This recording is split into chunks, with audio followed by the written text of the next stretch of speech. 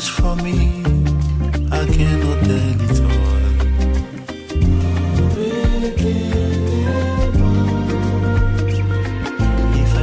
Ma Bible au quotidien, le verset du jour, 2 Corinthiens chapitre 5, le verset 21, je cite. Celui qui n'a point connu le péché, il l'a fait devenir péché pour nous, afin que nous devenions en lui justice de Dieu. Fin de citation, glorifions le Seigneur. Alléluia, bien-aimés auditeurs et auditrices dans notre Seigneur Jésus-Christ. Merci à Dieu de nous avoir accordé la grâce de voir ce jour, mercredi 22 avril 2026.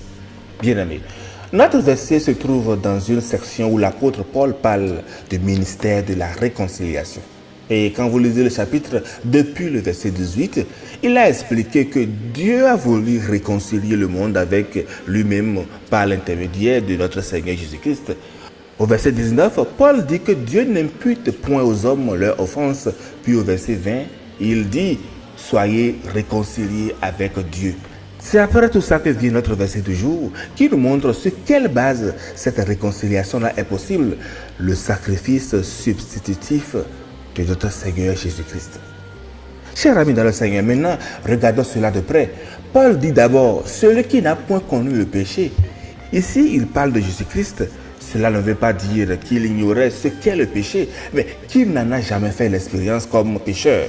Il est le Fils de Dieu très haut, pur, sans tache, sans corruption. Jésus a vécu au milieu des hommes. Il a été tenté, éprouvé, rejeté, mais il n'a jamais péché. Sa bouche n'a point prononcé de fraude. Son cœur n'a jamais porté de souillure. Et sa volonté est demeurée parfaitement soumise au Père. L'Écriture nous l'informe. Ensuite, Paul dit dans le verset, il l'a fait devenir péché pour nous. Cela ne signifie pas que Jésus est devenu pécheur dans sa nature, ni qu'il a commis le mal. Mais devenir péché pour nous signifie qu'il a été traité comme porteur du péché, comme la victime offerte pour le péché, comme celui-là sur qui retombe le jugement que nous méritions. Et sur la croix, cher ami, Christ a pris notre place. Lui, l'innocent, a porté la condamnation des coupables. Lui, le juste, a accepté de subir ce qui revenait aux injustes. C'est là même le cœur de la croix, la substitution, l'échange qui a été fait.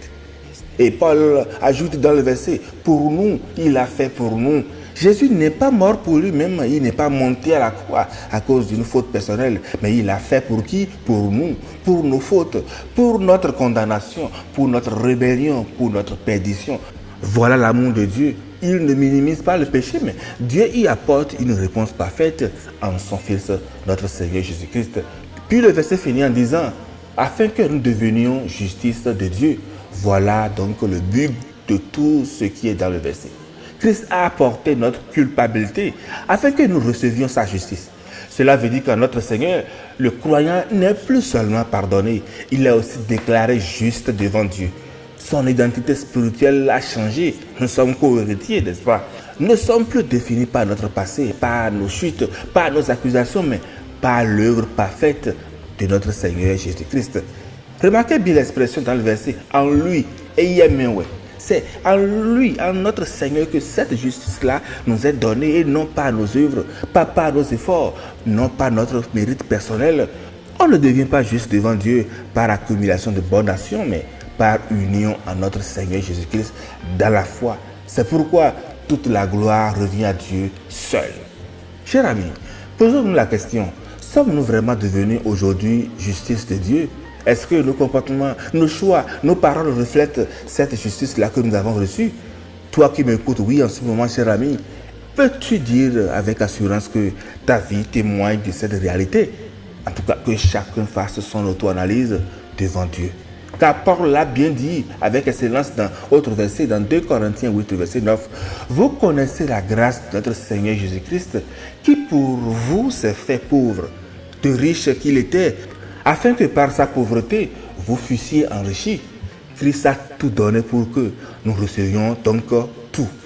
Ce grand échange, cette substitution-là, exige quand même une réponse de notre part.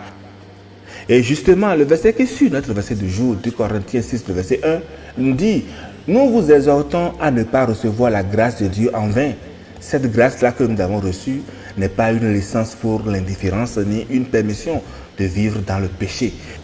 Celui qui connaît le prix réel de la croix apprend à haïr le mal parce que la grâce véritable que nous avons reçue pousse à la reconnaissance, à l'obéissance et à une vie transformée. Bien-aimés dans le Seigneur, peut-être quelqu'un m'écoute en ce moment avec un cœur très chargé, accusé, fatigué, honteux à cause de son passé. Le message du verset est clair. En Jésus-Christ, il y a plus qu'un simple soulagement. Il y a une vraie réconciliation, un vrai pardon, une vraie justice accordée par grâce. Ce n'est pas une justice fabriquée par l'homme, c'est la justice de Dieu qui est reçue à notre Seigneur Jésus-Christ. Pour conclure, chers amis, retenons tout simplement qu'à la croix, l'innocent a porté la condamnation afin que les coupables deviennent justes devant Dieu, non pas par mérite, mais par grâce en lui. Bonne méditation et agréable journée à toutes et à tous dans la grâce de notre Seigneur Jésus-Christ. Alléluia chez vous.